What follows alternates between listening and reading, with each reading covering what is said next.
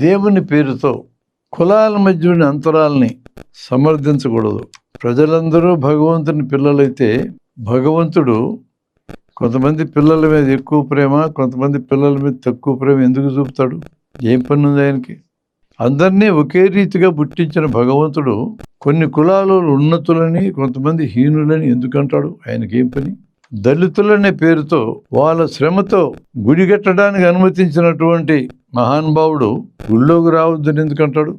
భగవంతుడు విశ్వాంతర్యామి, విశ్వమంతా వ్యాపించున్నాడు అని ఒప్పుకుంటే తనలో దేవుడున్నాడు, గుడిలో దేవుడున్నాడు, గుడి మెట్లలో దేవుడున్నాడు, నీలో నాలో అందరిలో దేవుడు ఉన్నాడని ఆయన అంగీకరించినప్పుడు దళితుల్లో కూడా దేవుడు ఉన్నాడని అంగీకరిస్తాడు కదా.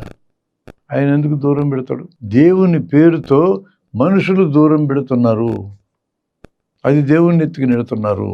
దేవుని పేరుతో జెండర్ ఇన్ఈక్వాలిటీస్, స్త్రీలు తక్కువ పురుషులు ఎక్కువ అని మనుషులు తయారు చేస్తున్నారు. కర్మఫలము, కర్మ సిద్ధాంతం అనే పేరుతో నువ్వు పూర్వజన్మలో పాపం చేసినావు కాబట్టి ఈ జన్మలో హీనుడిగా పుట్టావు, ఇప్పుడు పుణ్యం చేస్తే వచ్చే జన్మలో బాగుపడతావు, ఇప్పుడు ఇంకా పాపం చేస్తే ఇంక హీనమైన జన్మ పుడతావని దేవుడు చెప్పాడా?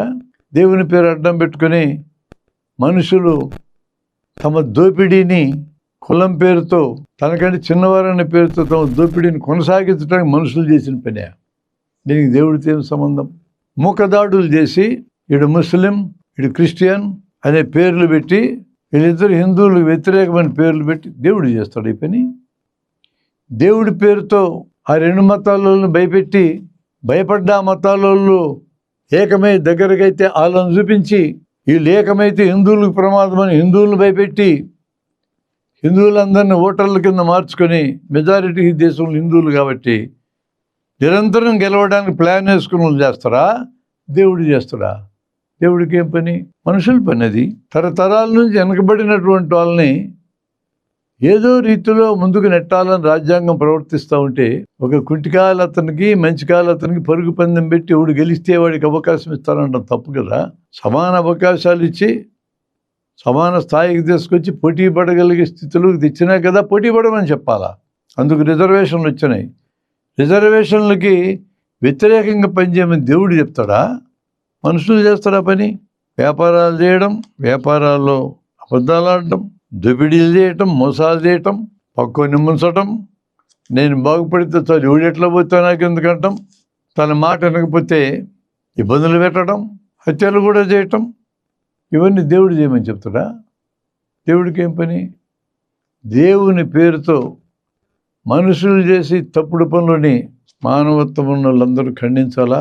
దేవుడు మనకంటే శక్తి సంపన్నుడు కాబట్టి దేవుడిని ఎత్తనేస్తే పోతుంది అనుకుంటున్నారు. నిజంగా వాళ్ళకి కానీ దేవుడి మీద భక్తి ఉంటే ఇట్లా తప్పుడు పనులు చేయరు.